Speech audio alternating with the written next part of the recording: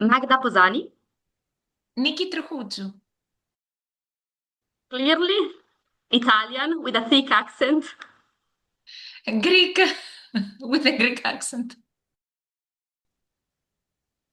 I have a PhD in civil engineering, and before I got my master's in architecture engineering. My PhD is on structural engineering, and well, I have a solid structural engineering background. All my studies were on structural engineering.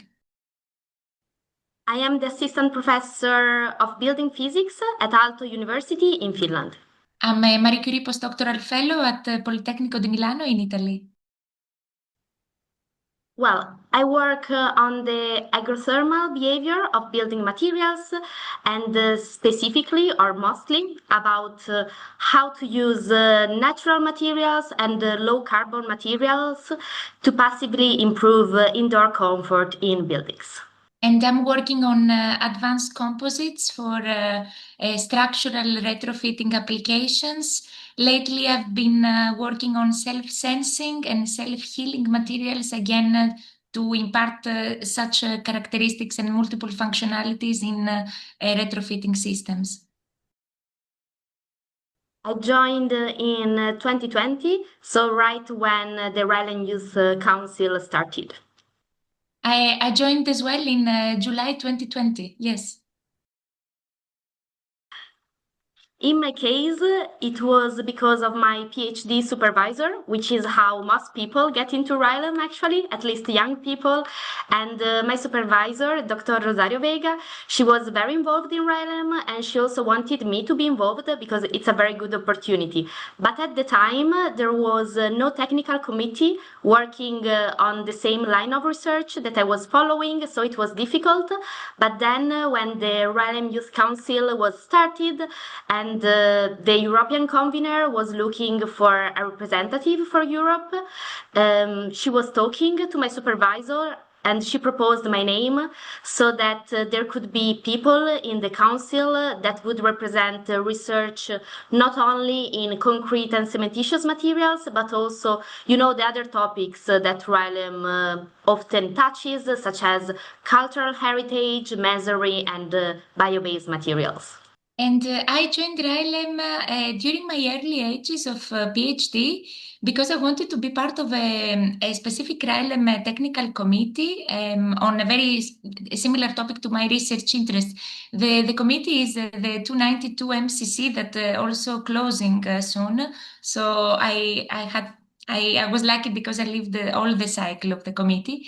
And I remember that I really wanted to learn. I wanted to learn from international experts in the field in order to orient my research and work more effectively and have more impact.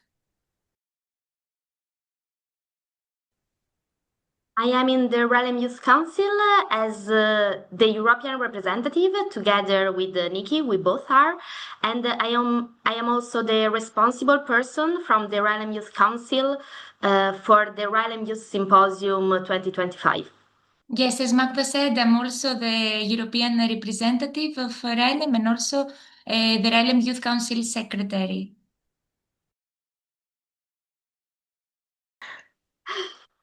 Been in the RILEM Youth Council as the European representative now for 5 years, so since 2020, and I'm very happy about it. It was a great opportunity, especially, during the early stages of my research, because during the PhD, all my work was about laboratory and computational research, and it was a lot about research and not so much about the research community, meeting people, exchanging.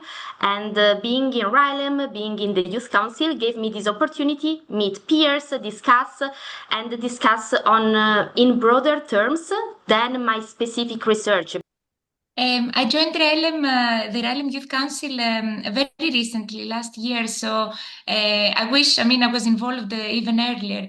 But I like it especially because it's for RILEM, it's exactly the RILEM Youth Council, meaning it's about promoting a young researcher because I believe, they constitute the main task force behind every, let's say, scientific achievement. And it's also very inspiring because you I feel lucky because I can contribute even a tiny bit to the future, to shaping the future directions of the main RILEM. So it's really, really exciting.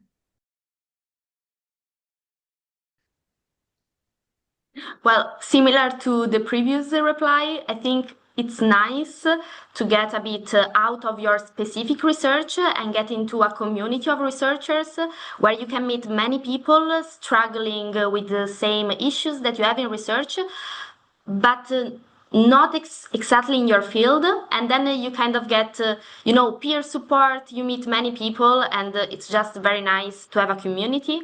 And also in RILEM there are many people that are senior and they are already famous researchers, but being from the RILEM community they are very down to earth and very happy to talk to young researchers, which may be something that you wouldn't get if you were just going to for conferences. But if you get in the RILEM community and you go to the RILEM conferences, then it's kind of meeting the research family, and everybody is very happy to talk to each other, and especially to young researchers. Well, I think it might sound a bit not provocative, but I think RILEM is more beneficial to young researchers rather than senior ones because you can gain significant knowledge from international experts in the field. You can gain confidence. You can improve your international standing. You can, let's say, gain a lot of expertise in the most impactful way. And you can establish a two, let's say, knowledge transfer to way because you can learn, but others can learn from you too. And we all need fresh ideas. And by being part of RILEM, I think it's an amazing opportunity because personally I feel very lucky because I made a lot of new friends. I have created, let's say, transnational networks that will expand even further, I think, with my involvement in RILEM in the upcoming years.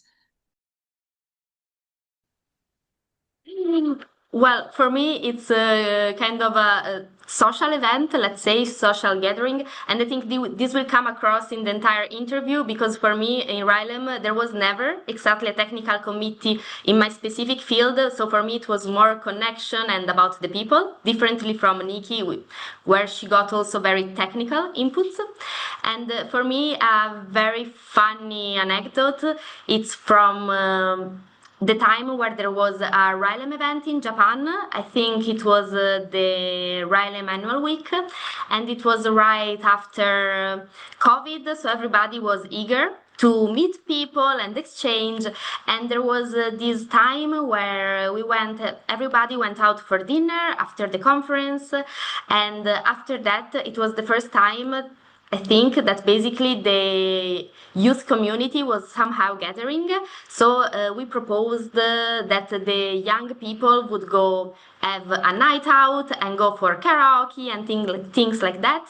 And we went, and it was extremely fun. And also, it was very funny that the RILEM president at the time, Nicolas, he also came and he even sang, he got the microphone, and it was a very funny time, especially after COVID. It was a great get together. Yes, for me, I think it was the tribute to the past RILEM presidents that we did with Magda last year in Toulouse during the RILEM week. Okay, the background is that we presented the past achievements and contributions and the role of each RILEM president during the last 25 years. And apart from great honor and responsibility in order to say everything that they have done in a short time, it was such a happy and emotional moment to see most of them, in presence. And the sparkle in their eyes, I remember still, it was so unique and reflected the altruism, in shaping RILEM as it is today. So for me, that was the most nice experience.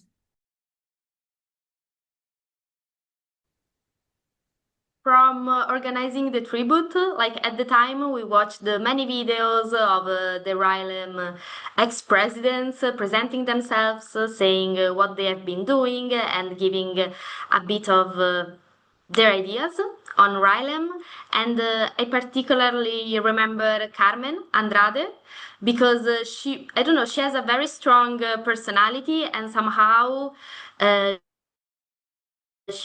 at the time she was the only woman in many rooms. And for her, it was never strange because she has like two brothers, and for her, it was normal to be the only woman in many rooms. And I don't know, I really appreciated how strong she has been all the way, and in her ideas all over. Yeah, this is a difficult question, actually. I think I would choose a professor of Intrage too, of course, without neglecting the exemplary work of others. But I think he's always very smiley and always very, very kind, and he has an open hug for everyone, and he represented also an example of how inclusive RILEM is. And again, I will take it back to COVID because during COVID, the Ravindra navigated RILEM in such a way that, not only losses and panic were not existed, but also new initiatives such as, again, the Rock and Talk webinars were established. So for me, he did an amazing work. So we're having the first edition of the RILEM Youth Symposium in October 2025, and the symposium will be every 2 years. And the idea behind it is that the symposium will be fully online, and this is done to have a great reach to people, so that people from all countries can just connect. And that's also why we keep the fees extremely low. Actually, there is no fee. The only requirement is to be a RILEM member, to send a contribution and present. And we did all of this so that we could gather the youth community from all over the world and give somehow peer opportunities, and also give a stage for all young researchers to get visibility, present the research, and somehow get the attention of senior RILEM members who might soon have open positions for postdocs and other senior researchers roles. So yes, it's about a super exciting and new initiative on behalf of the RILEM Youth Council that allows young researchers, scientists, and professionals to share their ideas, approaches, perspectives without being overshadowed by senior experts, and also be awarded for them. In touch. Thank you, Thank you, Daniela. Daniela. Thank you very much. Thank you to you. Thank you. Ciao, ciao. Ciao. Bye, bye. Bye.